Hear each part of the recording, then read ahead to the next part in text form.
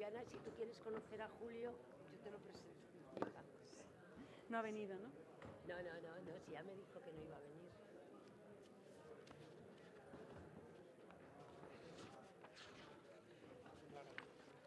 A ver cómo tenía yo esto.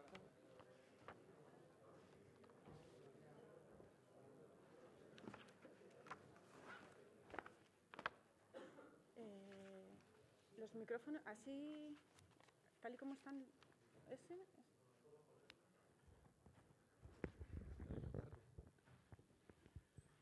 ¿No puede ser ese? Para que no haya que cogerlo. Hola, buenas tardes a todos y a todas. Gracias por venir a este debate. Quiero empezar agradeciendo en nombre del colectivo que hacemos al Teatro del Barrio por cedernos este espacio tan idóneo para discutir sobre banca pública y democrática, a las personas que participan en la mesa, con las que vamos a debatir, al diario.es, que nos está retransmitiendo en streaming. Y, bueno, aunque la mayoría de vosotros conocéis el colectivo que hacemos, que es quien organiza este debate, vamos a recordar brevemente que el objetivo de este colectivo es propiciar la reflexión colectiva sobre qué hacemos para avanzar hacia ese mundo que queremos, y para eso, para avanzar en esa reflexión colectiva, el colectivo hace una apuesta doble, ¿no? Por una parte, más allá del análisis, que consideramos que es muy importante, apostamos por darle espacio al debate y a la reflexión sobre las propuestas, sobre las alternativas, ¿no? De ahí el qué hacemos. Y, por otra parte, la segunda cara de lo que yo creo que es la apuesta original de qué hacemos, apostamos por el diálogo, apostamos por eso, por abrir espacios de diálogo entre personas, colectivos, sensibilidades que dentro de la izquierda pueden representar matices o diferencias entre las que merece la pena hacer contraste, ¿no? Para atender a este objetivo de avanzar en esa formulación colectiva de alternativas, el colectivo lleva a cabo varias actividades de distinto tipo. Supongo que todos conocéis los maravillosos libritos que van saliendo. Creo que ya son 17 los que están en circulación y todavía van a salir más. Mantenemos un blog en el diario.es, un blog donde se mantienen abiertos debates sobre las temáticas que se tratan en los libros, y también procuramos celebrar este tipo de debates donde, aparte de las personas que participan escribiendo los libros, pues todas las personas que asisten como público puedan contribuir. Bueno, el tema concreto que hoy nos reúne aquí es el tema de la banca, ¿no? Cómo avanzar, qué hacer para construir una banca pública y una banca democrática. Subrayo lo de democrática porque la experiencia nos confirma que una banca, por ser pública, no es garantía de que vaya a ser democrática. No me voy a extender, pero yo creo que a nadie se le escapa que actualmente, en el terreno de las alternativas, el tema de la banca es un tema clave. Por una parte, sabemos que el sector bancario, el sector financiero, ha estado en el epicentro de la crisis, de la causa de la crisis. Por decirlo muy rápidamente, ahí tendríamos que buscar y encontrar, además de las instancias políticas, a los culpables de esta crisis.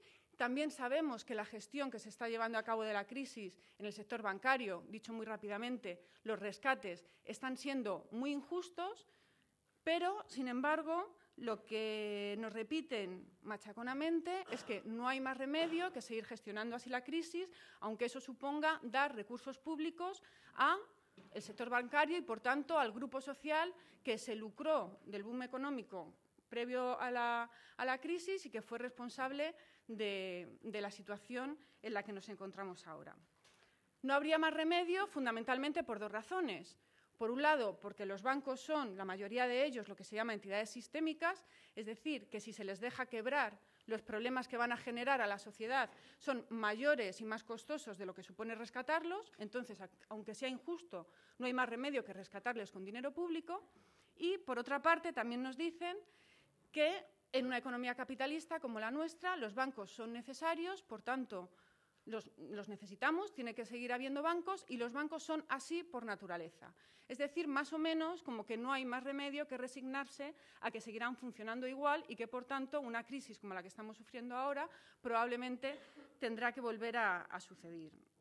Bien, el debate que nosotros queremos abrir es si realmente eso es así, si realmente no hay alternativas, si no es posible avanzar entonces hacia una banca pública o democrática y, en el caso de que lleguemos a la conclusión de que sea posible, cómo dar esos pasos. Ya rápidamente, para debatir de estas cuestiones, ¿no?, que estoy lanzando así rápidamente, tenemos en la mesa a 3 personas excepcionales para abrir el debate.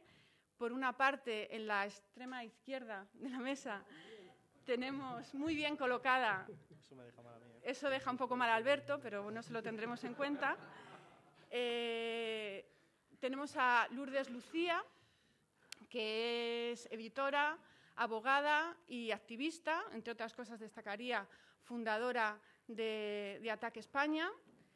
En el centro, entre Lourdes y yo, está Carlos Sánchez Mato, seguro que conocido por vosotros, también compañero de ATAC, pero sobre todo, quizá hoy lo que tiene más relación con lo que nos reúne aquí, perteneciente a la plataforma por una banca pública. Y a mi derecha, porque ha llegado el último, está Alberto Garzón. No, pero se ha colocado el último. O sea, no ha podido elegir sitio, vamos, para decirlo claramente. Alberto Garzón, que es diputado de Izquierda Unida, economista y, bueno, de hecho, portavoz, ¿no?, de Economía en el grupo parlamentario. Yo voy a lanzar unas preguntas, vamos a dividir el debate en 2 bloques, vamos a reservar tiempo suficiente para que después desde el público se pueda intervenir y se puedan lanzar ideas. Por una parte, me gustaría que el debate se centrara en lo que tiene que ver con la situación actual del sector bancario. En un segundo lugar, vamos a pasar más concretamente a la formulación de alternativas. Con respecto a este primer bloque, el que tiene que ver con la situación del sector bancario, lo primero que yo les plantearía a los intervinientes de la mesa era si es algo que yo creo que todo el mundo nos estamos preguntando, por lo menos desde hace 2 o 3 años, y es que si era inevitable el rescate bancario, es decir, si no había más remedio que emplear recursos públicos para salvar al sector bancario. En segundo lugar, yo les preguntaría si ese rescate bancario podría haberse hecho de otra manera o la única forma de hacerlo era como se ha llevado a cabo. En tercer lugar, dando por hecho que ese rescate bancario, creo que no hace falta extenderse mucho en ello, es injusto en la medida en que supone una transferencia de recursos altamente regresiva. Bien, demos por hecho que es injusto. La tercera pregunta que yo lanzaría es, además de injusto, ¿está siendo por lo menos eficaz? Es decir, ¿el sector bancario se está recuperando? Últimamente en los medios aparecen noticias hablando de los beneficios que están obteniendo las entidades bancarias. ¿Está sirviendo el rescate bancario para sanearlas? Y, por último, en la medida en la que nos preocupan las posibilidades de edificar una banca pública, les preguntaría por las cajas de ahorro, hasta qué punto podemos considerar que fueron una oportunidad perdida, qué falló, por qué no han sido el germen de lo que queríamos de una banca pública, sino precisamente las protagonistas de los problemas en los que ahora nos encontramos. Entonces, bueno, más o menos no hace falta que sigáis el orden de las preguntas y como os sintáis más cómodos, más cómoda, la primera persona que quiera... Empieza Lourdes.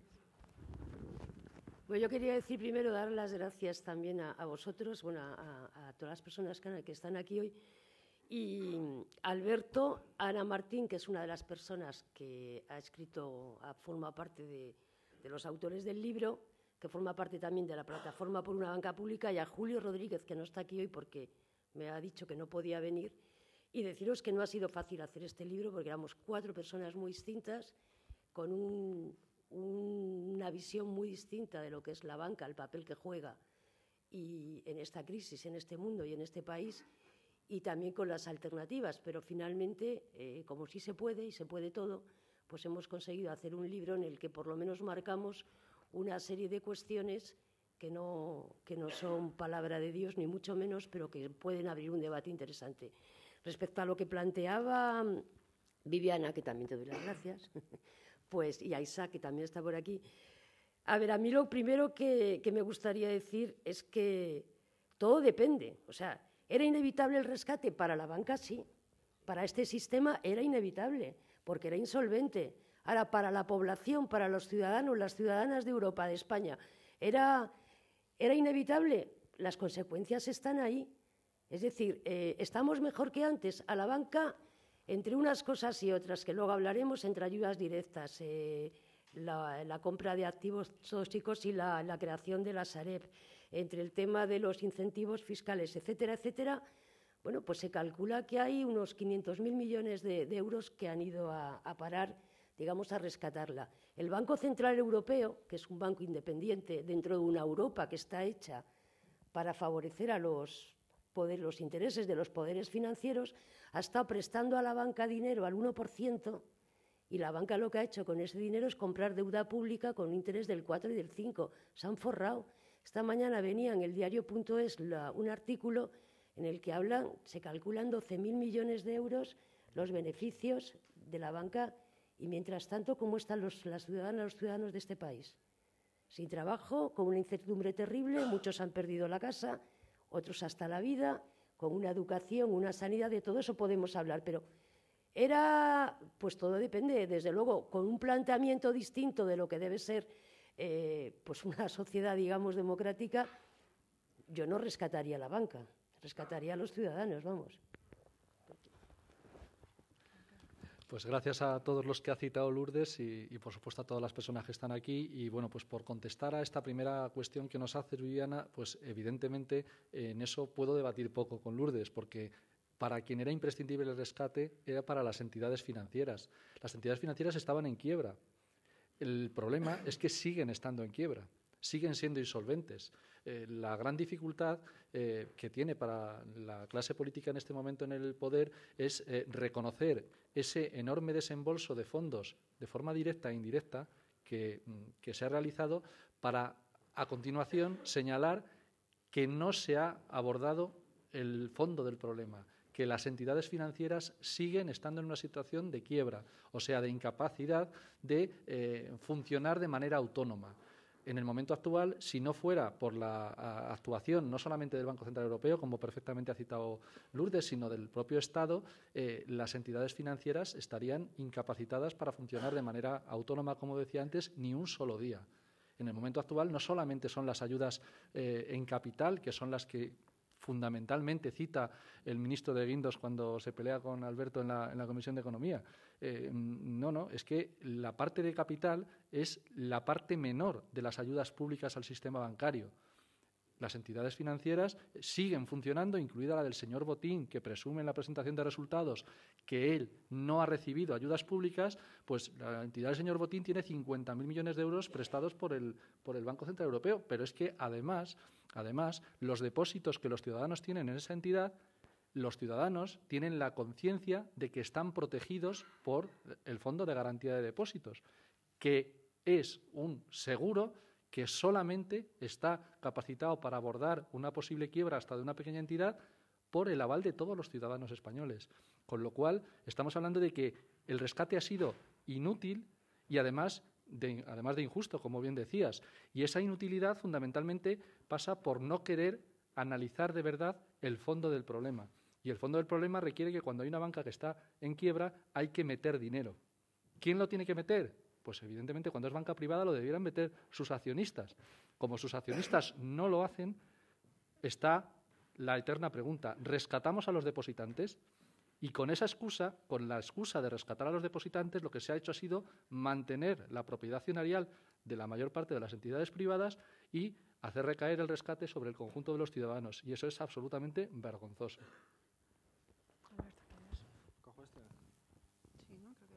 Sí, bueno, pues la primera intervención, gracias a todos y a todas, aunque no os veo ahora mismo a ninguno.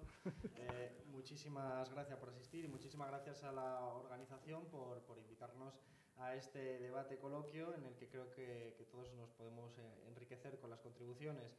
De momento estamos de acuerdo, vamos a ir buscando puntos de de disenso, pero creo que podríamos intentar responder las preguntas de Viviana, que naturalmente pues engloban fenómenos mucho más complejos de los que aparentemente parecerían una respuesta que podría responderse en principio con un sí y no. La verdad es que decía Lourdes que depende, pues claro, porque es el criterio con el que uno use una determinada acción política lo que va a determinar si es necesario o no es necesario. Y aquí la cuestión fundamental es que el criterio ha sido, como decía Carlos, pues el salvamento de los acreedores, pero no de todos los acreedores. Es que aquí hay una cuestión que también enlaza con lo jurídico, y es qué tipo de acreedores iban a soportar las pérdidas. Porque, por ejemplo, los acreedores de una determinada naturaleza, como son los preferentistas, sí están asumiendo las pérdidas de las entidades financieras. Sin embargo, los fondos de inversión que han hecho grandes inversiones arriesgadas, porque efectivamente se han visto que han sido finalmente fallidas, que han sido grandes inversores extranjeros, en muchos casos, también nacionales, que han prestado durante años a la banca española, tanto banca privada como las cajas de ahorro, que eran una especie de mezcla, y que estas cajas y estas bancas han prestado a actividades inmobiliarias que finalmente, y constructoras fundamentalmente, que finalmente han fallado, pues la propia lógica liberal diría que esos acreedores debían de también pagar parte del fallo, parte de las pérdidas. Y sin embargo el criterio ha sido salvarles a ellos por encima de todo. Así que cuando se habla de depositantes, y nosotros nos viene a la cabeza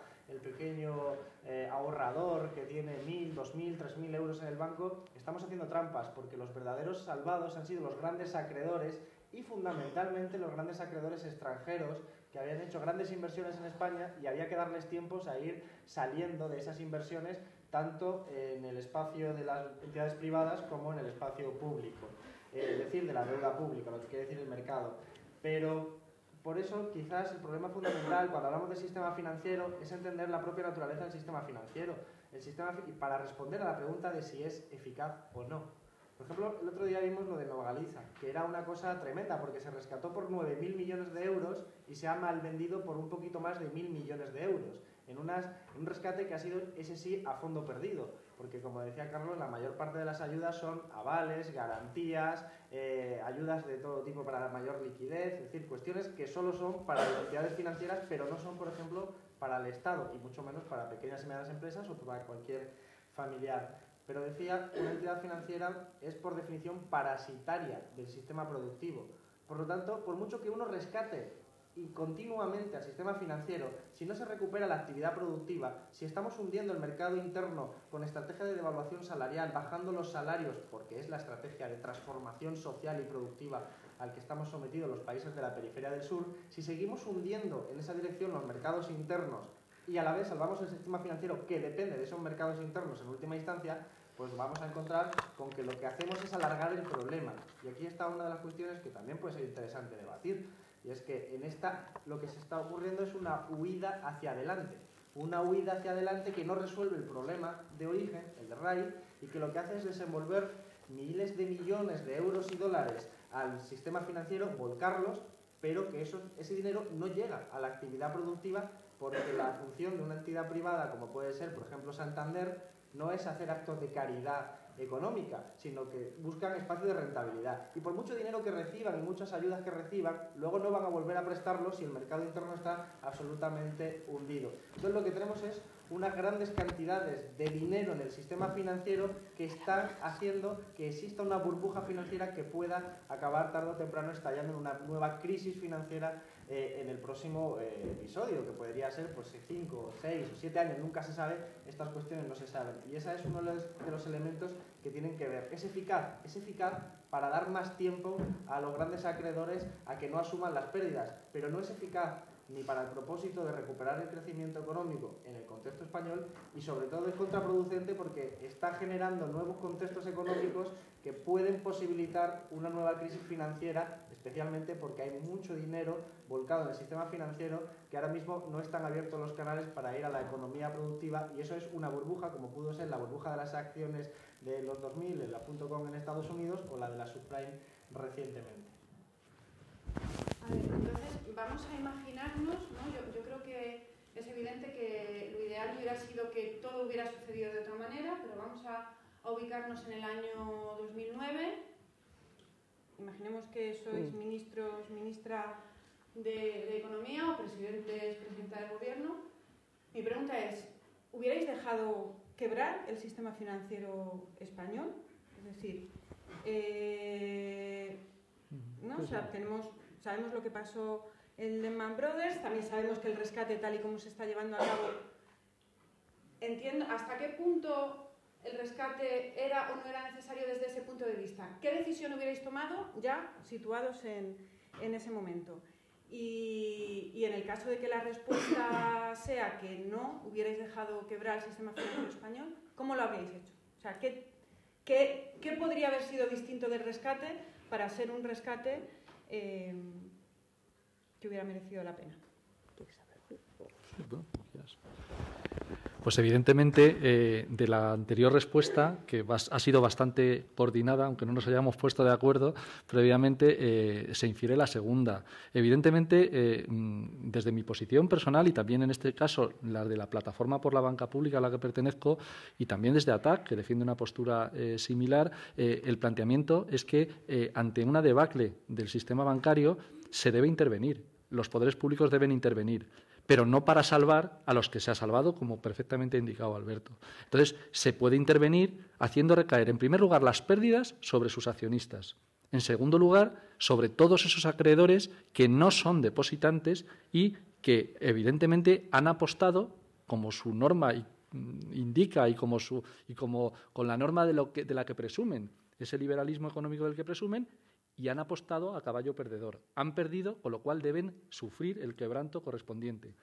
Como con eso no es suficiente, a partir de ahí es cuando puede entrar el sector público. ¿Y para qué? ¿Para nacionalizar, sanear y luego privatizar? En absoluto. Para nacionalizar, para convertir la totalidad de las ayudas en público, en acciones públicas, no para prestar y salvar momentáneamente a las entidades y luego privatizarlas, sino para actuar de manera permanente en el sector financiero.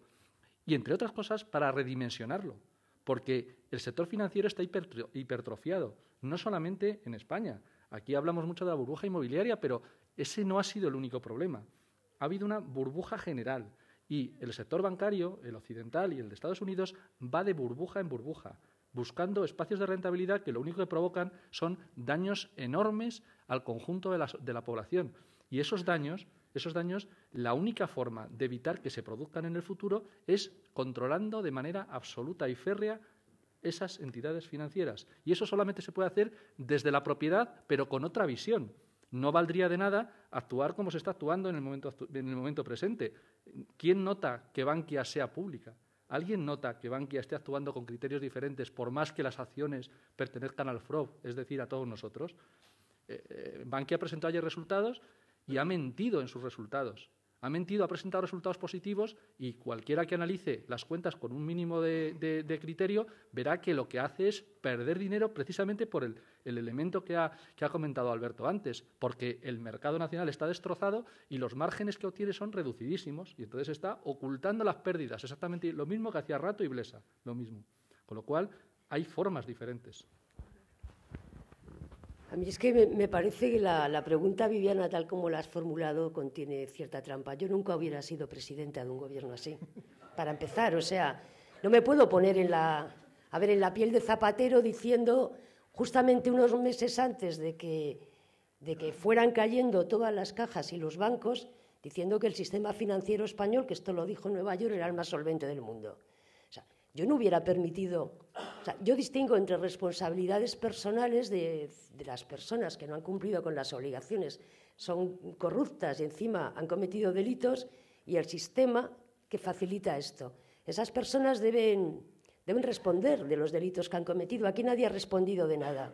O sea, yo exigiría eso para empezar, pero es que luego con un sistema que lo que permite es que haya otras personas que lo sigan haciendo, pues no solamente deberían responder penalmente. Y estoy hablando desde el Banco de España, la Comisión Nacional del Mercado de Valores, estoy hablando del Ministerio de Hacienda, estoy hablando de todos esos organismos que que hicieron la vista gorda a todo lo que estaba pasando y que cada vez se va viendo desde las preferentes hasta todo lo demás. Entonces, que las consecuencias son gravísimas para la población, como lo estamos viendo. Entonces, para mí es muy difícil el entender qué está pasando en la banca si no se entiende qué está pasando en el mundo.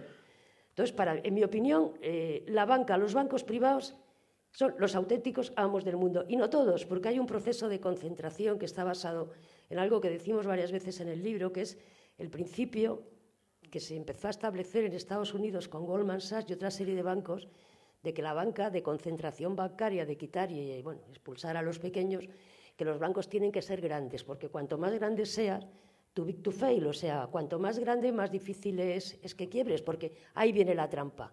Se colapsa el sistema. Bueno, pues si se colapsa este sistema, a lo mejor nos viene bien a todos. Joder, o sea, a los banqueros no, pero a lo mejor que colapse este sistema.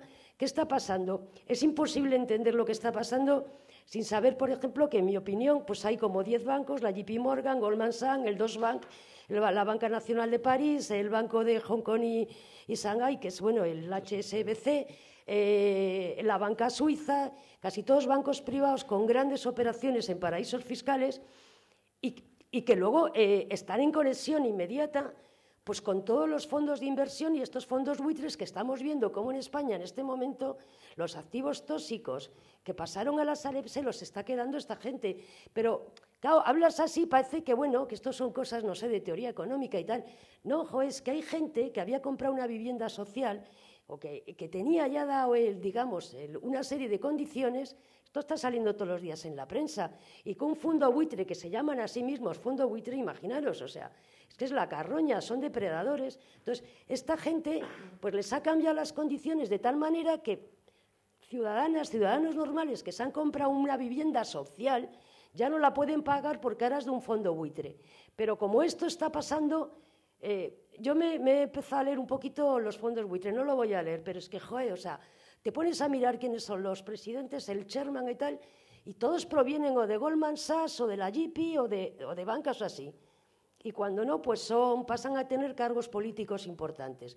Entonces, es imposible entender todo el rescate bancario de España sin entender que vivimos en este mundo.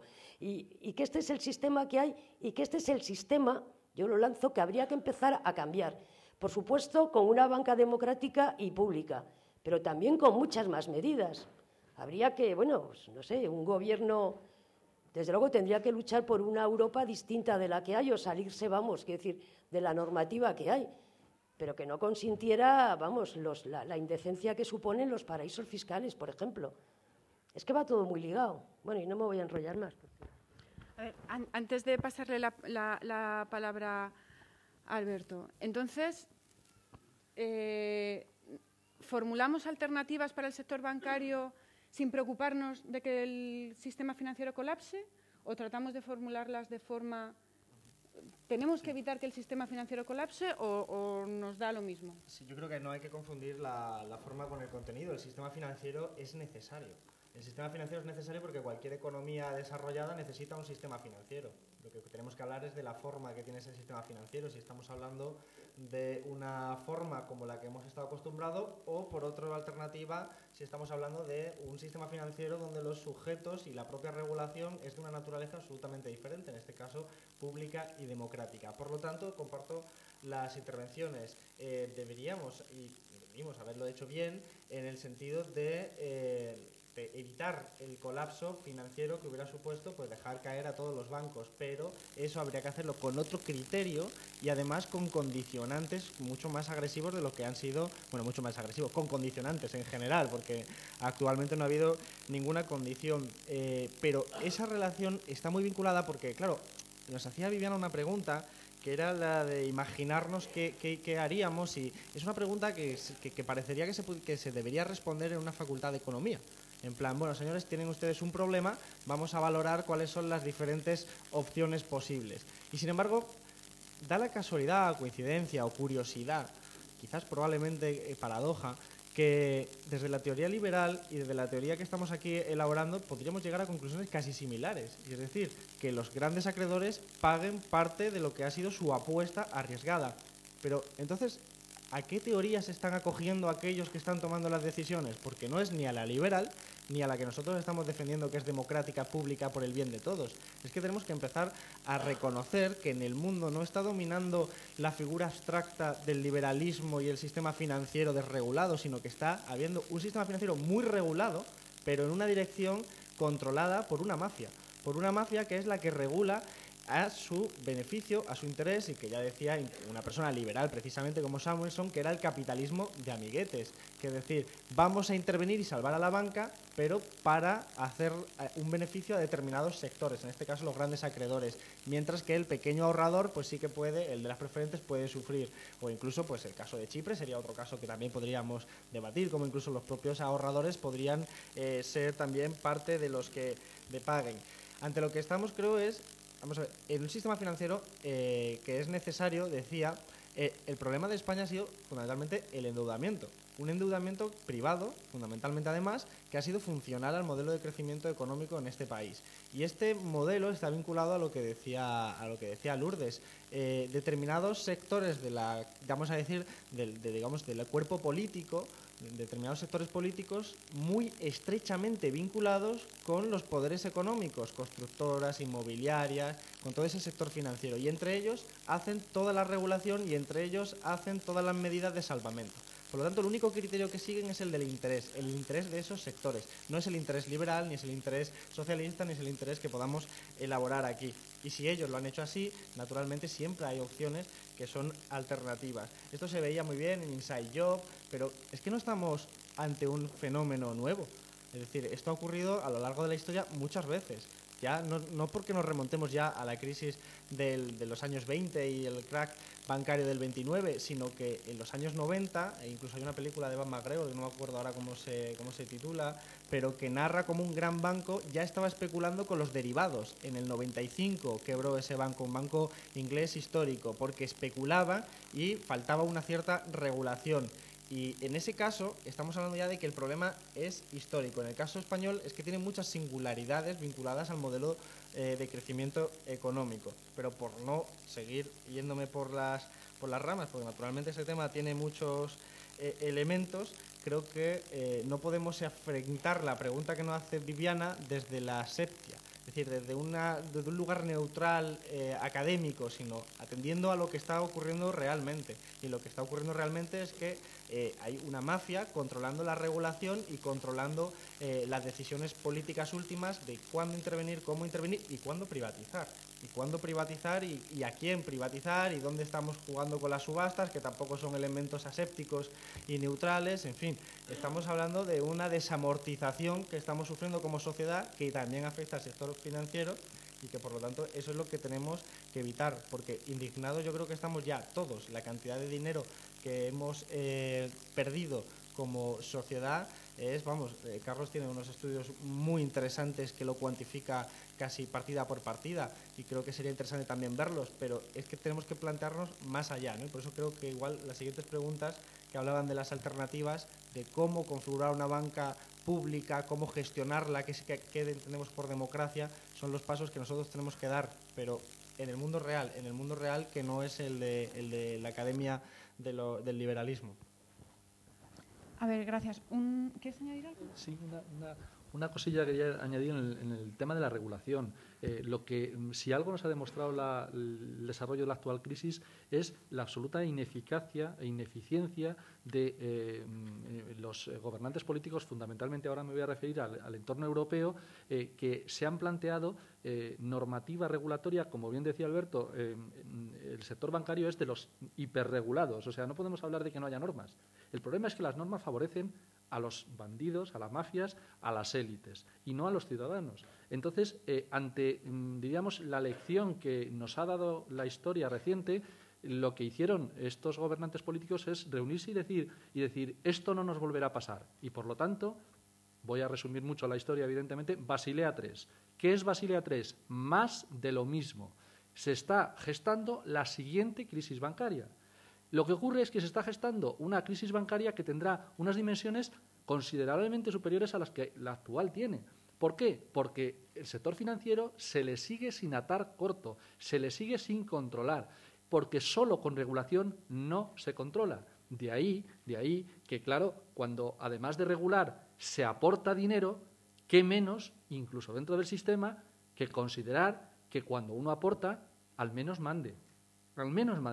Si todas las ayudas públicas a nivel europeo se hubieran convertido en acciones con derechos políticos, capitalismo puro, hoy día el sistema bancario europeo sería público en un 90-95%. Eso es una realidad con los datos de la Unión Europea y la Comisión Europea. ¿Qué ocurre? Que no se ha hecho. Por eso entiendo que estamos hablando de algo que trasciende la ideología. Indicaba Alberto que no es un tema de las facultades de economía. Coincido en eso, evidentemente. Es un tema puramente ideológico, pero ideológico con minúsculas. Vale, gracias. Voy a empezar a lanzar alguna pregunta ya del segundo bloque, más propositivo. ¿Cómo avanzar hacia esa banca pública y democrática? Yo creo que ya algunos elementos habéis lanzado, pero vamos a intentar aterrizar el debate más en lo concreto. Lo primero que yo plantearía es hasta qué punto es siquiera posible pensar en avanzar hacia una banca pública y que responda a objetivos sociales, a objetivos colectivos y definidos democráticamente, mientras que este mundo no cambie. Es decir, hasta qué punto es posible otra banca en este mundo, ¿no? ¿Tiene sentido pelearnos por cambiar la banca sin pelear en otros muchos frentes a la vez o habría que esperarnos? Bueno, yo espero que luego intervengan bastantes más personas del público, porque yo sé que hay gente aquí que sabe de esto porque está en la plataforma por una banca pública, pero en el libro hablamos de algunos casos muy concretos que parecen mentira. Por ejemplo, una banca pública en Dakota del Sur, del norte, en Estados Unidos. ¿Qué tiene que tener una banca pública? Pues el capital, las acciones, fundamentalmente la mayoría públicas, pero luego además una gestión que vaya encaminada a favorecer a la población, pues con créditos a las empresas, a las familias, etcétera, que permitan de alguna manera, digamos, crear riqueza dentro del entorno que pueda haber en cada sitio. Una banca cuya gestión sea democrática, o sea, cuya gestión además debe ser transparente. Y también ponemos ejemplos. No todas cumplen todos los requisitos que debería tener una banca pública y que en el libro comentamos, ¿no? De, por ejemplo, que los directivos tengan un sueldo limitado como pueda tener un funcionario. O sea, se acabó esto de los sueldos supermillonarios de los grandes directivos, etcétera, ¿no? No todas cumplen esto, pero sí que es verdad que hay ejemplos que te hacen pensar que se podría llegar. Incluso en España, yo recuerdo, o sea, cuando estalló la crisis, pues se salvaron casi de la quema 2 pequeñas cajas que operaban como lo que ha sido la banca, como entidades de crédito y depósito, no como entidades de especulación de inversión, ¿no? Y estas dos, pues dentro de un ámbito muy reducido localmente, sí que cumplían una función. Porque tiene razón Alberto, el sistema financiero es importante. O sea, no puedes vivir sin ello, ¿no? No puedes, no sé, no puede dirigirse o mantenerse un país sin esto, ¿no? Pero sí se puede, o sea, es que hay ejemplos concretos y se podría hacer. Y bueno, de esto, Carlos, como es tu tema. Evidentemente, claro que hay alternativa posible. Solamente en el marco global, de una transformación global, personalmente entiendo que la banca pública puede desarrollar sus funciones, digamos, con su máximo esplendor.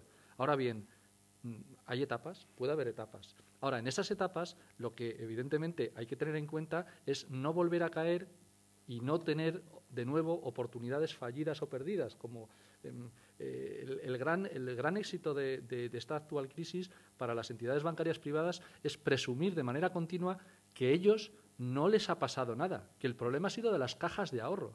Y eso es un aspecto que, evidentemente, desde la izquierda tenemos que hacérnoslo mirar por varios motivos. En primer lugar, es falso. Los problemas han sido de entidades bancarias privadas y de las cajas de ahorro. Y prácticamente las ayudas se reparten al 50%. Es verdad que las que han sido nacionalizadas han sido cajas de ahorro. Y ahí había representantes políticos de partidos de izquierda, de sindicatos, que no se opusieron, como debieran haber hecho, según mi personal opinión, al proceso de bancarización, porque lo que hicieron las cajas de ahorro fue lanzarse por el mismo camino estrechito que habían marcado las entidades bancarias privadas. Y se metieron por ahí, buscaron el ser, como bien decía Lourdes, demasiado grandes para caer. Y, de hecho, no ha caído ni siquiera un pequeño banco en España. Ni siquiera bancos de 4.000 millones de euros de activo han caído. ¿Por qué? Pues porque el señor Zapatero lo que hizo durante los años previos, durante los años en los que decía que el sistema financiero era el más solvente, lo que hizo fue avalar y proteger a esas entidades de una manera que cuando llegó el momento en que podían caer, el coste para el erario público hubiera sido brutal. Con lo cual, actuó mal en el momento previo y, por supuesto, luego no supo resolver el asunto. Ahora, ¿podemos hacer un planteamiento diferente de una banca pública que no tenga en cuenta ese tipo de sobredimensión y que pueda actuar de otra manera en otro tipo de sectores? Pues solo con planificación democrática y con control social. Teóricamente, los órganos de las cajas eran válidos, las personas fallaron. ¿Por eso hay que tirar ese tipo de representación a la basura? Mi opinión personal es que no. El problema es que fallaron los controles. Y ante los fallos de los controles, pues las entidades bancarias que eran cajas de ahorro se comportaron como las entidades bancarias privadas.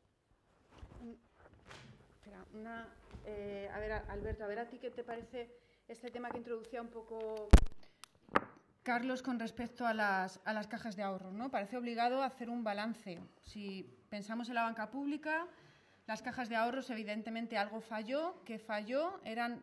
Es inevitable verlas como una oportunidad perdida. ¿Estás de acuerdo? ¿Fallaron solo las personas? ¿Falló el sistema?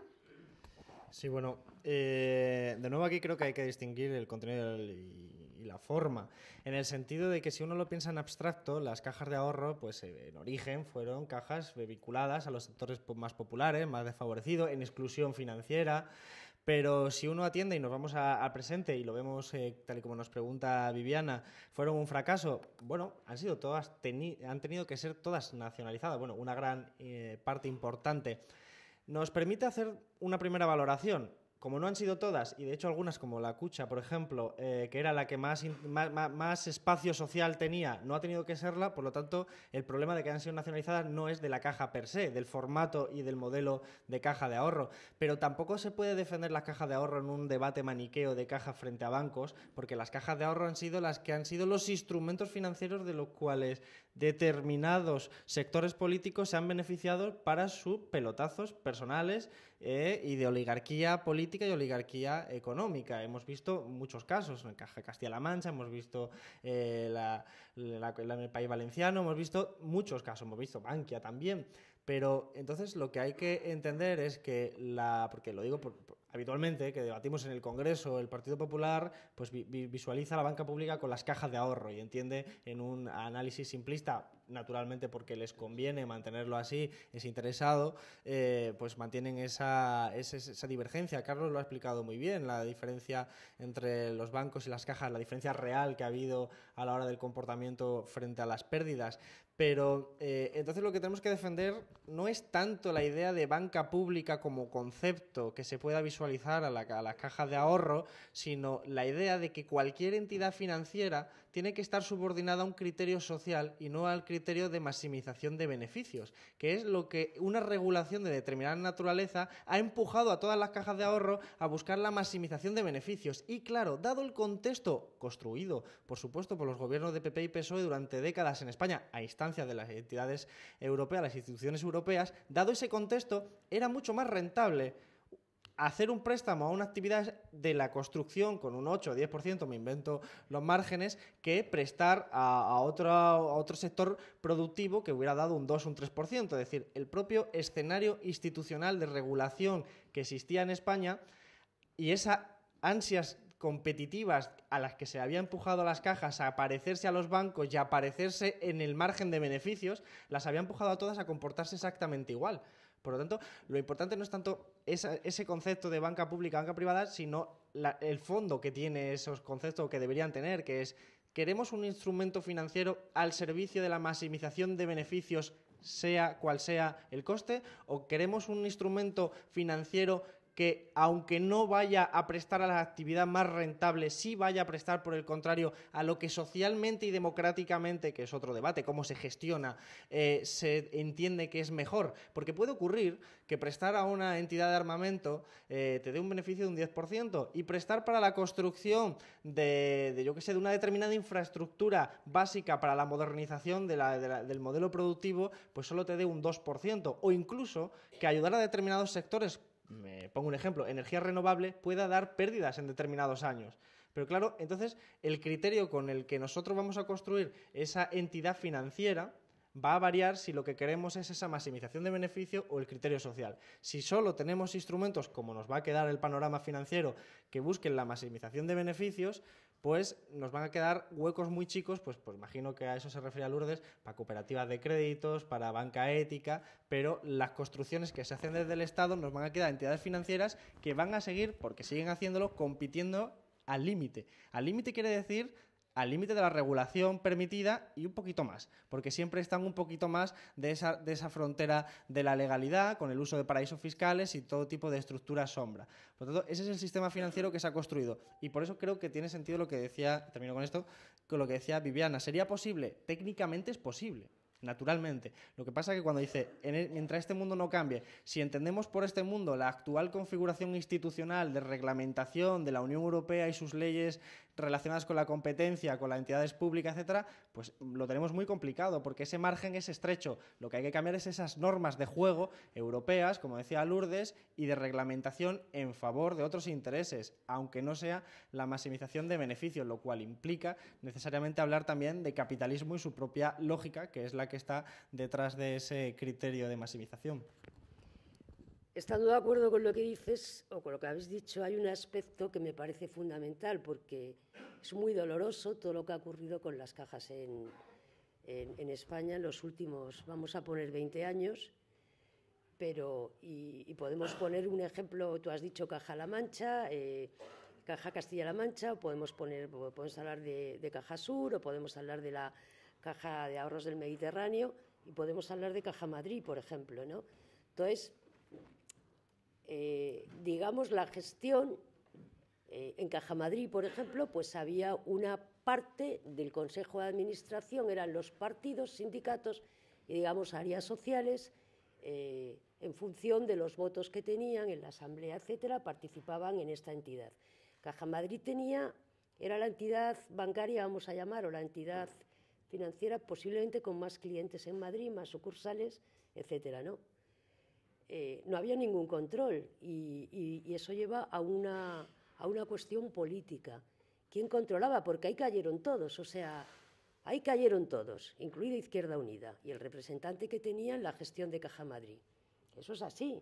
O sea, se aprobaron un montón de normas terribles, o sea, que las hubiera aprobado, pues no sé, el mismísimo presidente de Goldman Sachs, ¿no? Y eso se aprobó en Caja Madrid con los representantes de partidos, sindicatos, etcétera. Entonces, hay un tema también ahí de cómo la ciudadanía puede llegar o tiene que controlar cosas que en definitiva le pertenecen, y es un problema político, y me parece importantísimo, porque ha habido durante demasiados años ya, ha habido un divorcio entre la ciudadanía y la representación política, por dejarles hacer por lo que sea, por desentenderse por lo que sea, pero todo eso se está pagando ahora, y entonces cualquier tema de estos, en mi opinión, tiene que contemplar también, pues, digamos, una forma política de ser y de actuar, por decirlo de alguna manera, vaya.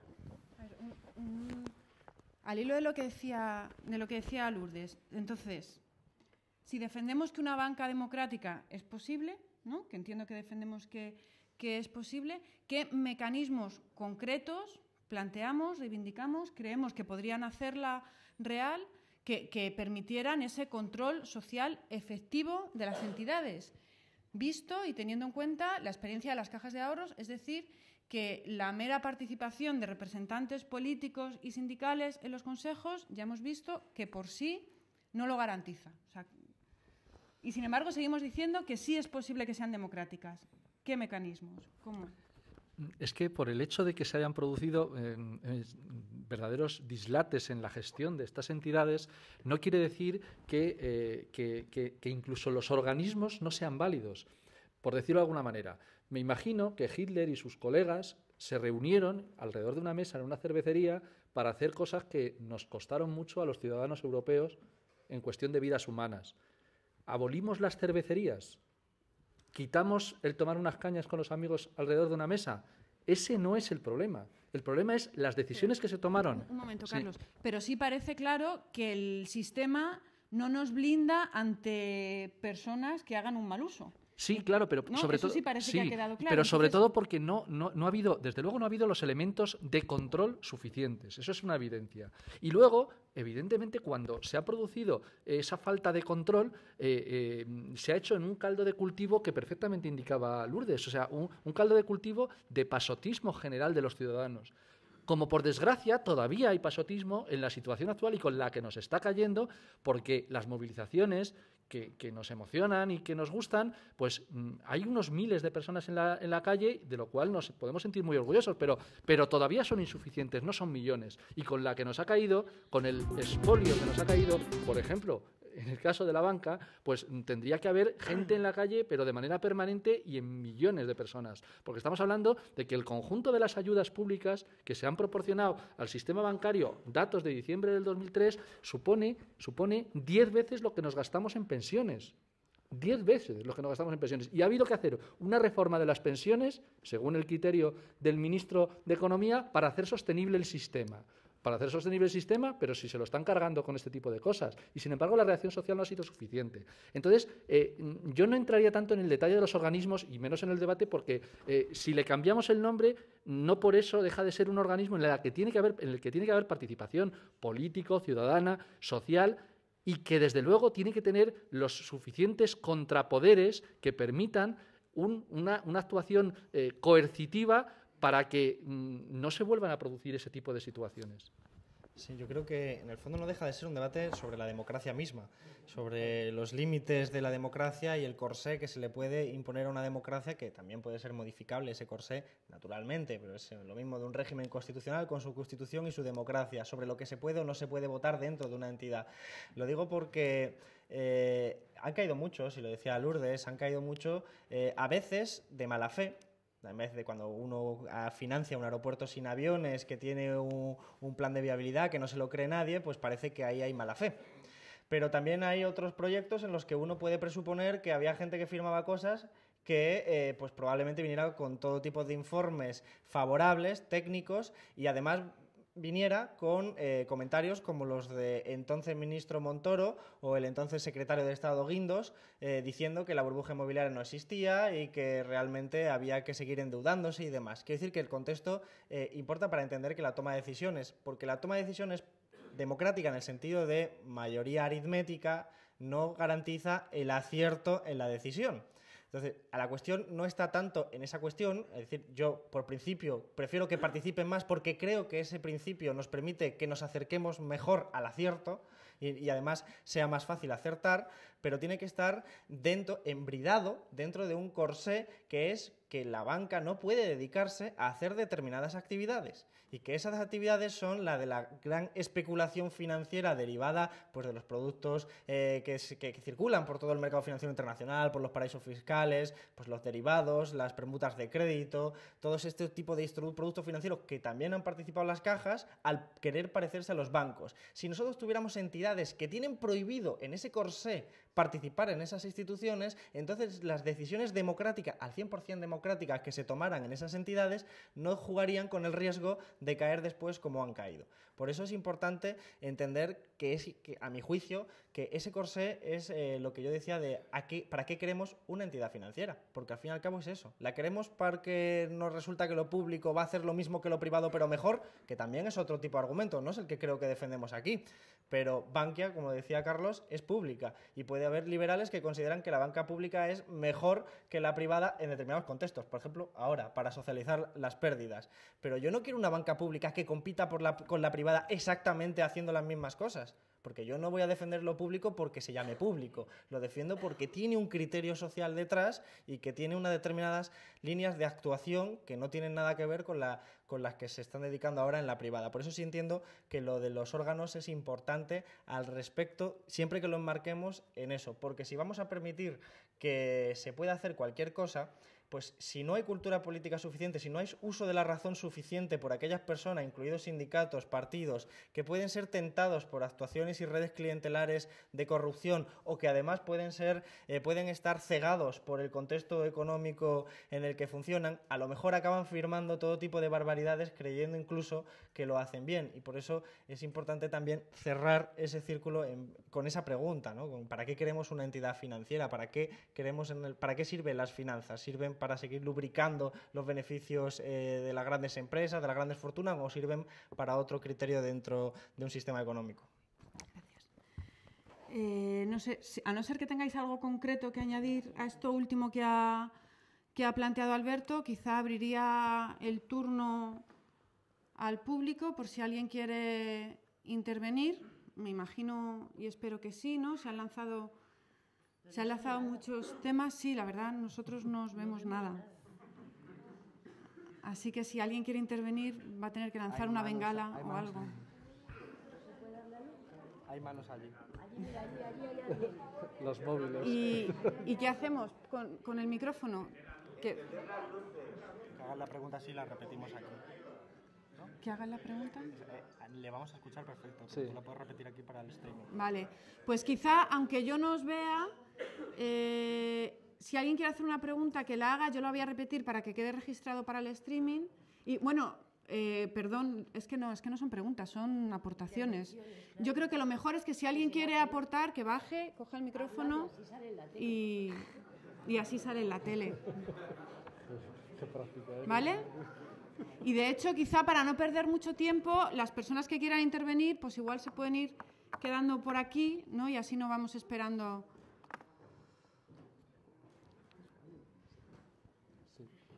Bueno, a lo mejor una presentación, si quiere, para saber quién. Igual sí, y podríamos acercar una silla para. Buenas tardes. Soy Juan Sotres, también de la Plataforma por la Banca Pública. Quería hacer una pregunta al diputado Garzón y a la vez quería hacer una propuesta a todos nosotros. La pregunta es la siguiente. Estamos ahora mismo en una fase inicial de propuestas en varias comunidades españolas, en Andalucía, en Navarra, en Cataluña, tocando el tema de lo que aquí han estado planteando los compañeros, es decir, cómo crear un polo público de gestión de los recursos, de los ahorros en la comunidad. Este es un tema clave porque detrás de él está el problema de la vertebración de España como un todo o no.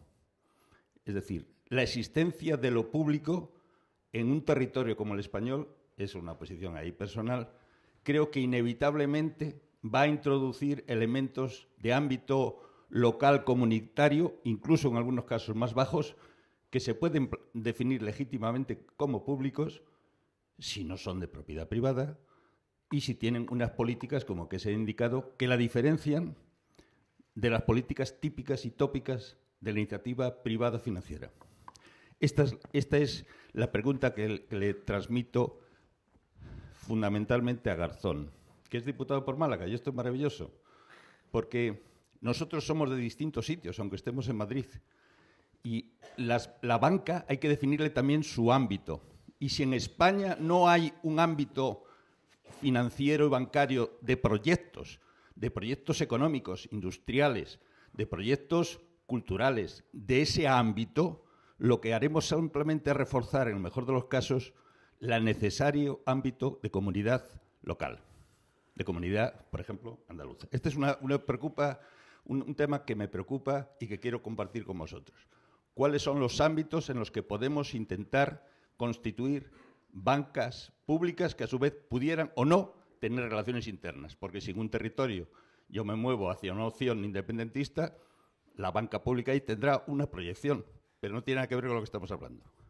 La propuesta es otra, relacionada con esta. Bankia no es solo que sea pública, no. Está nacionalizada y ya tiene un 10% de accionistas extranjeros.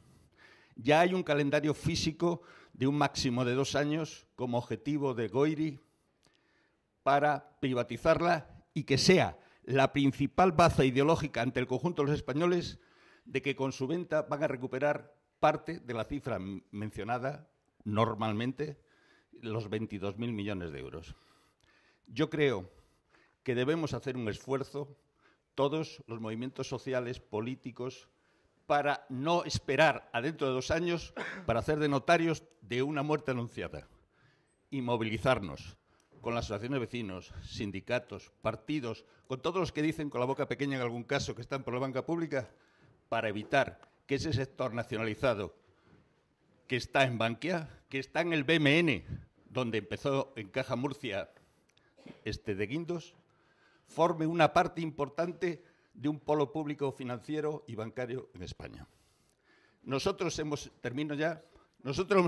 entregado ya a la gente que se relaciona con nosotros 15 propuestas alternativas en políticas de activo, de pasivo, de gestión, de comunicación interna, de transparencia, de telemática, de cambios en Bankia, para que sea realmente una banca pública. Pero sin una movilización social altísima no la vamos a evitar. Vale, a ver, creo que hay más palabras pedidas, ¿no? Mejor que haya más aportaciones, si te parece, porque hemos invitado a gente de colectivos. A ver, sí. Sí. Sí, lo que pasa es que no se les va a ver, pero se puede pasar. Bien, ahí y detrás. ¿Te anotas la pregunta? ¿No? Sí, la tengo apuntada ya. La larga pregunta. Sí, yo también quiero salir de la fe. Con la mamá. No, o sea que me ha faltado que hablarais de esto. Yo soy Mario del Consejo Rector de este teatro y este teatro se ha constituido como una cooperativa de consumo y la idea es que toda esta gente que está aquí forme parte de las decisiones de lo que se va a hacer aquí. Entonces, me falta que se hable de FIARE y hablo de FIARE como referencia de banca construida desde abajo, que se hable como alternativa real. Yo creo que, desde mi punto de vista, me siento infinitamente más cómodo con potenciar modelos como el de FIARE que con replicar o reproducir lo que ha sido las cajas de ahorros con representantes de los gobiernos regionales. Prefiero que sea FIARE y que sea asambleario y que exploremos esa vía y que consigamos que esa sea la vía de referencia. Y no sé si me falta leer el libro, seguramente que lo trataréis, pero para mí es la forma de hacer otra economía distinta, la auténtica economía distinta. Gracias. ¿Había otra palabra? Sí.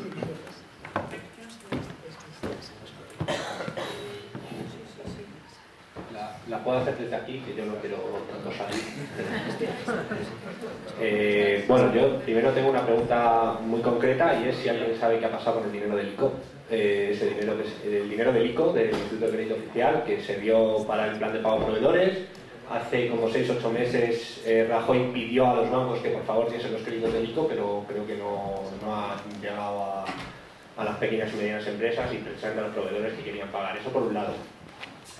Luego, por otro lado, quería ir a la intervención de Alberto, que dice que claro, que hay que hacer una banca que no se guíe por el interés del máximo beneficio, y evidentemente eso no puede ser privado. Eso también está claro, ¿no? Y entonces, la gran pregunta es, ¿creemos que se puede efectuar ese cambio sin romper la paz social? Es decir, ¿creemos que el sistema capitalista como está conformado va a aceptar eso de buenas?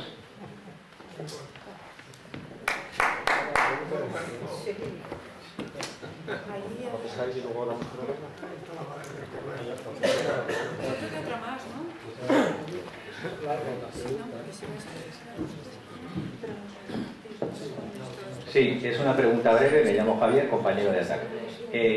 Simplemente se está preparando, está saliendo en prensa que se están induciendo desde las instancias europeas, desde Bruselas,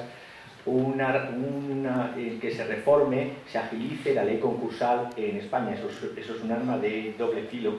Y en relación a la banca es por lo siguiente, pues la pregunta.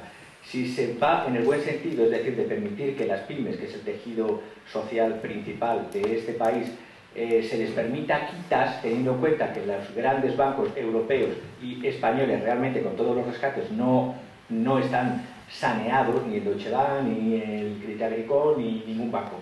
Entonces, si se permitiesen esas quitas, ya que hay una sequía crediticia, se permitiría también agilizar, siempre que se condicionase esas quitas, por ejemplo, se me ocurre, a que no despedir personas, no ERTES, e incluso contratar personas. Es decir, quitas, sí, pero vinculadas a trabajo. Solo eso. Gracias. A ver, bueno, pues vamos a...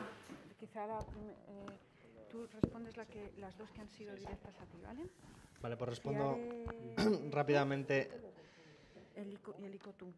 Las dos que tenían que ver. El otro día, además yo, aparte de ser diputado por Málaga, participo también en las negociaciones internas en la Junta de Andalucía para determinadas cuestiones económicas, entre ellos nuevo modelo de financiación y banca pública.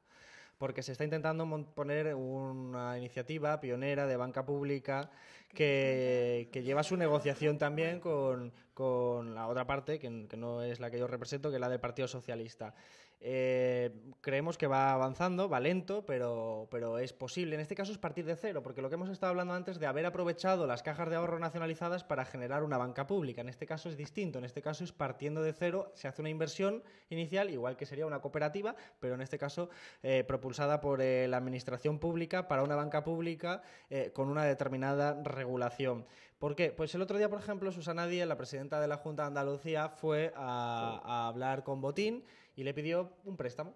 Le pidió un préstamo al 4% de interés a un banco que se financia a sí mismo al 0,5% de interés. Se vendió como un enorme éxito. Para mí es un ejercicio de usura más, que es una consecuencia también de que el gobierno central haya cerrado la financiación a Andalucía, y Andalucía pues lo que tiene que hacer andando es pedir por favor a los grandes banqueros que le haga un favor que nunca es un favor, es un negocio, insisto, en este caso claramente de usura. Esto es así porque no hay banca pública, porque si hubiera banca pública que se financiara al 0,5%, se le podría prestar a la Junta de Andalucía al 1%, incluso haciendo ganancia, pero podría haber fórmulas intermedias mucho más generosas y no dependeríamos de un poder privado que está absolutamente ajeno a la democracia, como es el señor Botín, al que no le tengo mucho aprecio. Por lo tanto, cuando se dice se puede hacer ese cambio sin romper la paz social, primero, la paz social está rota ya, entonces tampoco haya mucho problema. El problema verdadero es que ya solo con la iniciativa que va lento de la banca pública estamos teniendo editoriales de los medios de comunicación que nos llaman de todo, manipulan, tergiversan para intentar hundir socialmente un proyecto como es el de la banca pública. Así que, naturalmente, no se va a hacer sin obstáculos, pero si hay suficiente gente en la calle reivindicando esto y otras medidas, pues al final será posible. Termino con una cuestión. Es que todo esto está relacionado en el ámbito institucional con la presión que haya en la calle.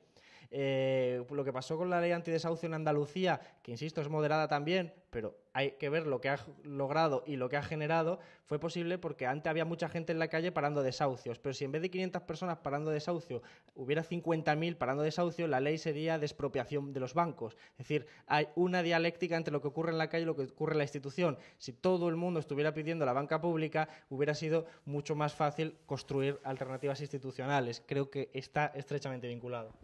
Carlos. Yo aquí hay alguna disensión para que tengamos algo de debate que tengo que, desde el punto de vista personal, no en este caso de la plataforma por la banca pública, porque no tenemos posición todavía definida. En primer lugar, yo personalmente felicito a los compañeros que allí en Andalucía están instando, para empezar, por sacar un debate por la banca pública. Ahora, desde el punto de vista técnico, el hacer una pequeña experiencia con un capital tan absolutamente limitado no es realmente una herramienta transformadora.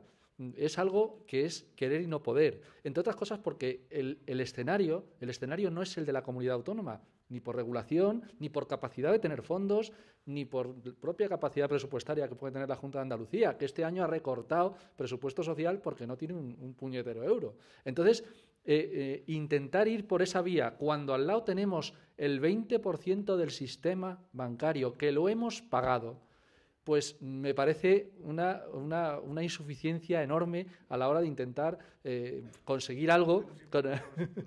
Claro, sí, para empezar, lo que he comentado Alberto es que felicito el sacar el debate. Lo que ocurre es que hay que ver también de la mano de quién lo hacemos y de la mano de los que han contribuido a generar la situación que tenemos, porque el PSOE está, en mi opinión, utilizando esa herramienta en Andalucía, pero simplemente con una intención de hacer un ICO, algo parecido a lo que preguntaba el compañero, algo que preste a empresas, y eso, el ICO no ha tenido capacidad en ningún caso de solventar el problema económico de las pequeñas y medianas empresas en la economía española. No puede, no tiene capacidad. Entonces, ante eso, apostemos a la grande. Si sois jugadores de mus, me entendéis, porque creo que incluso podríamos sorprendernos de lo que socialmente podríamos recibir a cambio. Yo creo que jamás, y tú lo tienes que ver, Alberto, porque vas a un montón de sitios, muchísimo más incluso que nosotros, jamás ha habido tal receptividad por parte de la gente a la hora de hablar de lo público en relación a la banca como en este momento. Porque la gente no es tonta. Le puede salir de guindos y decir que esto no nos va a costar un euro, pero lo está viendo. Y, claro, la gente tiene la sensación de que como nos están tomando el pelo, pues que a lo mejor había que coger el toro por los cuernos, ¿no? Entonces, quizá lo peor de experiencias de poco calado es el daño que nos puedan hacer para constituir de verdad o hacer de verdad lo que, en mi opinión personal, repito, habría que hacer, que es expropiar lo que hemos pagado ya. Sí, bueno, y en el tema de FIARE o las experiencias de cooperativa de crédito, yo no puedo más que hablar bien de cualquier experiencia comunitaria como la de aquí o como la de FIARE a la hora de plantear la solución concreta y local acerca de cómo tratar el tema de las finanzas. Pero no es la solución global. No es la solución global porque la banca existe. Y ante una existencia de la banca y la necesidad de intervenir en ese sector, yo no voy a plantear solo a la gente desde el punto de vista de la militancia política que arregle sus cosas en pequeños grupos o en grandes grupos. No, hay que dar una respuesta desde lo público a todo eso. Por eso entiendo que estimando mucho las actuaciones que puedan tener los colectivos que de verdad tienen un interés comunitario a la hora de hacer las posibles salidas a los problemas del sector financiero, esa no es la vía a la que tenemos que acudir para dar una respuesta global. Y luego, en relación a la quita del sector bancario, evidentemente la deuda de la economía española, la deuda privada es impagable y la pública también. No se han dado cuenta, bueno, sí se han dado cuenta, lo saben. Lo que ocurre es que no lo quieren no lo quieren compartir con los ciudadanos y están haciendo tiempo para salvar a los acreedores, como bien decía antes Alberto, ¿no? Entonces, el planteamiento es que esa quita es absolutamente necesaria. ¿Cuándo lo van a hacer? ¿O cuándo van a utilizarse herramientas como una nueva ley concursal? Si la ley concursal ya prevé eso. Lo que habría que plantear sería una actuación coordinada y conjunta para, entre otras cosas, que la deuda ilegítima no se pague. La deuda ilegítima, para empezar, sería ese sobrecoste financiero que pagan las administraciones públicas por financiarse a través de la banca privada, que a su vez va a la ventanilla del Banco Central Europeo. ¿Sabéis cuánto dinero eso ha supuesto durante este año? Este año pasado, el 2013, nos ha costado 30.000 millones de euros de más el ir a la ventanilla del señor Botín. Eso es lo que nos ha costado, con respecto a haber accedido directamente al 0,25%, que es el precio oficial del dinero del Banco Central Europeo. Ese dinero es lo mismo que se gasta en pagar a las personas que están en paro. Es una verdadera vergüenza y un verdadero expolio. La paz social, coincido con Alberto, es que para mí la paz social se rompió en la transición y yo era un bebé. O sea que... Bueno, respecto al tema de FIARE, como pueda ser Triodos o como pueda ser COP57, otra serie de experiencias, en el libro no tratamos de este tema. Yo creo que es una experiencia, como hay muchas de cooperativismo social y económico que están surgiendo, que puede ser muy interesante y que a lo mejor pueden ser objeto de tratamiento en un libro especial. Aquí hemos tratado, porque quieras que no, FIARE, Triodos o COP57 siguen siendo empresas que no son públicas, estupendas, con un contenido social muy bueno y demás, pero no son, digamos, empresas públicas, en el sentido que tienen. En ese sentido, no lo hemos tratado en el libro, pues yo creo que son iniciativas, ya digo, muy saludables. Con respecto a lo que planteaba el compañero de la paz social, ya lo han dicho aquí, de todas maneras, es otra trampa. ¿Qué es esto de la paz social? Con una ley de seguridad como la que hay paz social. O sea, joder, es que yo creo que ya el lenguaje tendríamos que empezar, ¿no?, a cambiarlo también nosotros. Nos han lanzado una guerra, pero está así de claro. O sea, con las leyes que han puesto, con lo que están haciendo, con esta ley de seguridad y con todo lo demás, nos han hecho una declaración en toda regla. Es mi opinión, ¿eh? Entonces podemos ir atados de pies y manos o podemos decir hasta aquí hemos llegado. No estoy hablando de violencia, estoy hablando de que hay un punto en el que la resignación ya no vale. O sea, hay que resistir y hay que desobedecer y hay que empezar a moverse. Y quien ha roto la paz, pues, si es que la ha habido alguna vez, desde luego no es la población, es que estamos así. La declaración de guerra es suya, no nuestra.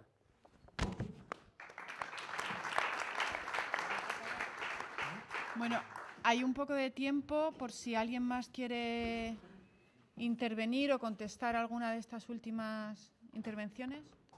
Mi pregunta es para el diputado. Quería que el planteamiento de la banca pública está vinculado directamente con el Banco Central Europeo. Entonces, ¿no pondríamos en riesgo prácticamente lo de la moneda, lo del euro? Porque al plantear una banca pública trastocaría todos los intereses. Entonces, mi pregunta es, ¿eso tendría vínculo, está conectado prácticamente con el euro? Prácticamente sería romper con el euro, que está, bueno, que es un clon prácticamente del banco alemán. Sí, un modelo que no es nuestro, un modelo que es ajeno y externo. Sí, al plantear una banca pública, que son nuevas formas de gobierno, sería prácticamente para España. Pero nosotros estamos inmersos en el euro. Es decir, ¿qué repercusión habría si se hace una banca pública con relación al euro? A ver si hay alguna... Por ahí hay otra... Hay dos, ¿no? Pero alguien más, ya por ir controlando el tiempo, otra y otra, o sea, 4. Vamos a intentar no irnos mucho de tiempo porque... Sí, voy a intentar ser lo más breve posible. Una pregunta. En el sistema bancario español existe el concepto de encaje legal. Y en caso tal, ¿para qué carajo sirve? Porque entiendo que el Fondo de Garantía de Depósitos está quebrado. O sea, que es mentira que hay respaldo en la... Y de hecho en los medios no se habla nada del encaje legal. O sea, es algo extraño. Por otra parte, entiendo y he sabido por todo el mundo que las cajas de ahorro fueron politizadas hasta tal punto que las mafias, como decía Alberto, parafraseándolo, habían mafias controlando las reglas. Es decir, a mi modo de ver, creo que eran cajas fuertes de los partidos según las conveniencias de ida y venida. Y había gente tipo Moral Santín que con sus prácticas y responsabilidades en el tema de las preferencias, pues una persona que estaba bastante embarradita de estiércol, ¿no? Entonces, conecto con la idea de que no se puede tirar de partidos políticos tradicionales y esas prácticas decimonónicas políticas para controlar una hipotética banca pública. ¿Qué propondría yo como solución? Y en contraposición a lo que dice Carlos, que dice aquí pasotismo, yo la verdad es que no lo veo absolutamente. Pateo la calle y creo que hay mucho más buen movimiento que hace unos meses. Y se me ocurre, por ejemplo, crear poder popular en torno a ideas más acción para empoderar a las personas y así demostrarle a los fondos buitres que no somos carroña y que no estamos ni muertos ni muertas. Además, llegar a un público más diverso, porque es que me veo siempre las mismas caras allá donde voy. Yo creo que estamos haciendo un flaco favor al tema de la difusión. O sea, por favor, vámonos a barrios, a ancianatos o a colegios. O sea, que ya está bueno, de verdad me aburre ya venir a esto. Y luego, conectando con lo que dice Alberto, que la presión en la calle, tú nos viste en el Congreso, después de reunir más de 3 veces la firma de una ILP, con un 90% de la población española y allende nuestras fronteras apoyándonos, con personas manifestándose dentro del Congreso y fuera, parando desahucios como nadie. ¿Y a dónde llegamos? Presión en la calle, nada.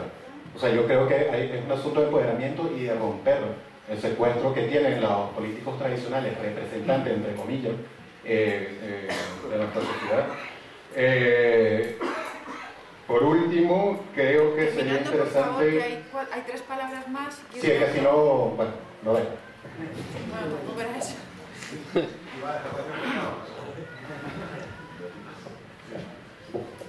Hola, buenas, gracias. Menos mal que el compañero va a ser breve, ¿eh? Bueno, vamos a ver, yo tengo un cebollón mental gordísimo. Lo primero, por favor, que os quiero pedir es que socialicéis el conocimiento. Porque la terminología que se utiliza es la rehostia. Y soy lista y tengo bastantes carreras y tengo mucho dolor de cabeza.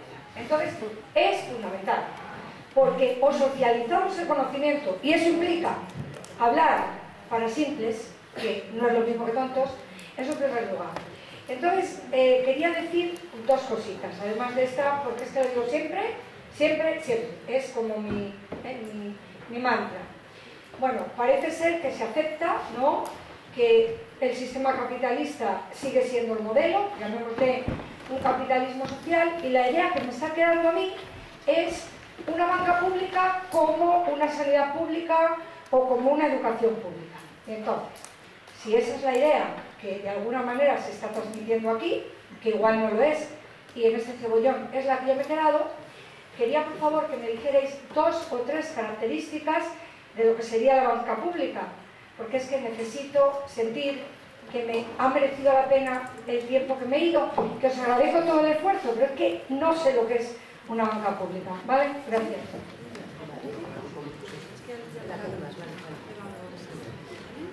Sí, brevemente. Vamos a ver.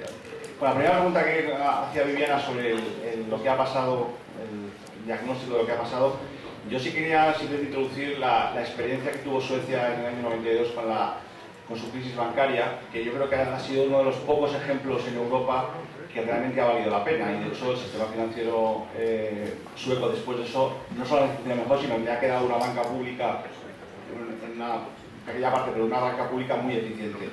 Y allí básicamente se basó en 3 elementos que yo creo que no hemos tocado hoy, y es lo primero, encausar a los gestores, que no se han ido absolutamente de rositas de este proceso. Allí lo primero que se hizo fue descabezar absolutamente todo el sistema financiero. El sector público impuso a los gestores nuevos, después unas auditorías transparentes, y después efectivamente lo que se ha comentado es el pago de acreedores. Los acreedores han sido los que mayoritariamente han pagado la crisis bancaria sueca. Y solo después de hacer esos 3 elementos se introdujo dinero público, se saneó y efectivamente luego se vendió. Esa sería la primera. La segunda, en el concepto de banca pública, que se han comentado, se ha hablado poco, por ejemplo, del modelo americano, el modelo de Dakota. No me ha quedado claro y no se ha explicado bien banca pública para qué, y sobre todo si es banca pública universal o simplemente banca pública, digamos, especificada para algunos sectores que realmente son los que más necesitan en un momento dado la financiación, porque para hacer banca pública de nuevo, como fue el banco hipotecario para dar hipotecas, sinceramente creo que no tiene mucho sentido. Por tanto, sí que me gustaría que hicieras una reflexión sobre la banca pública, para qué, en qué sectores, banca universal, y máxime en un modelo, en un mundo en el que el tipo de interés tiende a 0 y por tanto el rendimiento del ahorro va a ser muy complicado, y este es el origen de buena parte del desfalco que ha ocurrido hasta ahora. Creo que había una más. Bueno, hace un rato me abstuve de hacer una pregunta porque entendía que me salía del temario, pero es que Carlos Sánchez Marco me la ha puesto a huevo. ¿Qué recorrido tendría, que me conteste cualquiera de la mesa, una propuesta de pedir una indemnización al Banco Central Europeo por el sobrecoste de obligar a comprar la deuda pública en la ventanilla del señor Botín, mientras él desprecia al señor Botín al 0,5%? Esa propuesta, que podría ir en un programa electoral perfectamente, podría ser a nivel español, que nos convendría mucho por las cifras que se manejan, Portugal, Irlanda y desde luego Grecia. Simplemente eso. Vale, voy a dar la palabra a la mesa para que respondan muy brevemente. Me aprovecho que tengo el micrófono para solo decir 2 cositas. A esto último que comentaba el compañero sobre una posible indemnización por el sobrecoste, yo creo que lo que más se parece que está en marcha, parecido a eso, y que tiene además soporte social, es decir, que es una reivindicación apoyada por gente que la está defendiendo, es defender la ilegitimidad de la deuda pública derivada precisamente de que el Estado no se pueda financiar disfrutando de ese tipo de interés gratificado que da el Banco Central Europeo a las entidades privadas y que, sin embargo, el Estado no puede... al que no puede acceder, ¿no? Yo creo que es lo más parecido a lo que se planteaba de una indemnización, es proponer el repudio, el no reconocimiento de esa deuda. Y también, solamente por dejarlo dicho, se hablaba de la experiencia de la crisis bancaria sueca. Yo creo que ahí cuando preguntábamos si el rescate quizá podría haber sido de otra manera, yo creo que sí es importante que se nos quede por lo menos la cancioncilla de que es que ha habido otros rescates bancarios de otra manera. Tenemos el caso sueco, pero también la crisis financiera estadounidense en los años 30 se resolvió de otra manera. En Islandia sabemos que se están resolviendo las cosas de otra manera. Todo el coste no recae únicamente en el Estado. El coste que asume el Estado se recupera o se recupera en parte, se salva a los bancos a través de salvar a las familias que están endeudadas con los bancos, que no deja de ser una forma de ayudar a los bancos, pero en fin, ¿no? O sea, que por lo menos que quede sobre la mesa que la experiencia que comentaba el compañero no es la única, que se puede resolver las crisis financieras de más formas. Vale, bueno, yo respondo, sí, efectivamente, a una de las preguntas que se hacía referencia, que era la del euro. Bueno, el tema del euro es otro debate porque da lugar a muchas argumentaciones y a muchos elementos que están relacionados con el sistema financiero, obviamente, pero que no tienen lugar aquí porque necesitaríamos muchas más horas. Una banca pública es posible tenerla en el marco institucional actual. Es decir, es posible tenerla con el Banco Central Europeo en la configuración actual y es posible tenerla sin trastocar demasiado los intereses, lo cual no necesariamente es bueno, como se puede entender a raíz de los diferentes conflictos de intereses que existen hoy en día. Una banca pública es que ya existe. O sea, Bankia, por ejemplo, ya es una banca pública y funciona. Lo que pasa es que de acuerdo a otros intereses. Lo ideal es tener una banca pública como instrumento de gobierno, porque lo que hablábamos antes, y alguien hacía mención también a lo del capitalismo, y que yo lo ponía el ejemplo de Susana Díez y Botín, es que hay una diferencia muy clara entre lo que es el gobierno y lo que es el poder. El gobierno es la administración pública, lo que nosotros votamos, y el poder es lo que realmente al final acaba teniendo la mayor capacidad de tomar decisiones efectivas. El poder es Emilio Botín, es el Mercadona, es el Corte Inglés, que son los que, estando ajenos a cualquier instrumento democrático, tienen capacidad de chantajear a los gobiernos. Y pueden hacer eso en la medida en que se les ha permitido, en la que se ha privatizado las entidades públicas, no solo las financieras, sino también las productivas. Entonces, cuanto más entidades públicas estén en posesión del gobierno, más escenarios y más entidades están sujetas al control democrático. Y luego habrá que definir qué entendemos por democracia, pero cuando haya una entidad, una banca pública, eso será un instrumento al servicio del gobierno y evitará que el gobierno tenga que ir a pedir por permiso o por favor a ese poder privado. Claro, eso es una cosa y lo del Banco Central Europeo es otra, que están relacionados, no me cabe duda, pero lo del Banco Central Europeo, lo decía Lourdes, es que es una entidad privada, es una entidad pública a la medida que gestiona un poder como la política monetaria, pero es independiente. Es independiente hasta el punto de que no tienen que rendir cuentas. Mario Draghi ha pasado por el Parlamento español en una forma clandestina, como todos recordaréis, y realmente es porque no está sujeto a control democrático ninguno. Entonces, eso también tendría que cambiar. Tendría que cambiar porque es otro instrumento que está fuera del control de la gente, fuera del control de los ciudadanos. Son dos cuestiones que no necesariamente tienen que ver con el euro, porque aunque tuviéramos otra moneda, si el Banco Central es independiente, seguimos teniendo el mismo problema, y aunque tuviéramos otra moneda, si no hay banca pública, pues seguimos teniendo el mismo problema. Por lo tanto, en este caso no hace falta entrar en la cuestión compleja, interesante también, del euro, sino mencionar que se trata de cerrar la brecha entre gobierno y poder. El poder privado, que es el poder que verdaderamente controla, que es el Botín, el Mercadona, el Corte Inglés, y el gobierno, que es a lo que nosotros votamos. En el capitalismo siempre ha existido esa brecha, en la medida que las grandes empresas son privadas. Cuanto más nos acerquemos a cerrar esa brecha, o cuando desaparezca el capitalismo y podamos diseñar una sociedad distinta, pues entonces democráticamente todo pertenecerá al pueblo. Y luego hablamos de qué modelo y qué diseño institucional corresponde a esa democracia de gestión de las entidades públicas. Siguiendo con el análisis de Alberto, desde luego que a mí se me ocurren soluciones diferentes para un mundo tan injusto como el actual, sin pasar en absoluto por el sistema capitalista. Pero ahora mismo lo que estamos planteando es lo que se podría hacer mañana. Y mañana se podría tener una banca pública al servicio de la ciudadanía. Mañana se podrían proteger los ahorros de la ciudadanía, y un poco ahí, en ese sentido, el planteamiento que hacía Iván con el tema del Fondo de Garantía de Depósitos. En el momento actual tenemos los ahorros en el aire. La ciudadanía, no solamente en España, tiene los ahorros en el aire. Pero es que no es en España y no es en el momento actual. Ha sido siempre. ¿Por qué? Pues porque las entidades financieras necesitan, con una mínima base de capital de dinero puesto por sus dueños, prestar de manera en cantidades absolutamente descomunales para obtener beneficio. Y eso supone un riesgo letal para los ahorros de la gente. Proteger los ahorros de la gente, entre otras cosas, es controlar esa banca, porque el único que puede proteger los ahorros de la ciudadanía es el conjunto de la población. que es lo que ahora mismo estamos haciendo. El Fondo de Garantía de Depósitos, sabéis todos que está quebrado. Presenta las cuentas en los 2 últimos años siempre en agosto, para ver si así pues pasan desapercibidas. Pero claro, el patrimonio neto que tiene el Fondo de Garantía de Depósitos es negativo y con eso está avalando, o sea, protegiendo el dinero de muchísimos ciudadanos y no precisamente los ricos.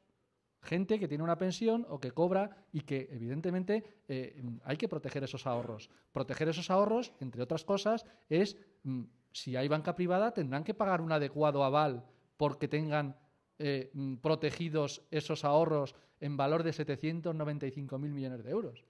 Y, sin embargo, no lo pagan. Eso también es ayuda pública. Evidentemente, uno de los motivos por los cuales tiene que haber banca pública es simplemente para poner a salvo los ahorros de estos especuladores que lo único que buscan, evidentemente, como es lógico, es la rentabilidad a corto plazo. Yo contestando a la pregunta así breve, ¿qué es la banca pública? No es Bankia. A ver, Bankia ha utilizado dinero público porque lo han robado para socializar las pérdidas y posiblemente privatizarán las ganancias cuando puedan. No, eso no es lo que queremos. O sea, no sé si es un problema de lenguaje, pero que nadie se piense que eso es lo que queremos. No, es otra cosa. Las experiencias que se mencionan en este libro de 11 bancos alemanes regionales del Banco de Dakota del Norte son experiencias muy locales. Son ejemplos de que pueden funcionar en pequeños sitios donde pues se está acabando con el paro, en fin, se funciona de otra manera y repercute en otra forma de vida para la población. ¿Qué es la banca pública? Vaya a ver, lo que nosotros pretendemos en un país como España, que está dentro de un continente como Europa y que además formamos parte de la Unión Europea.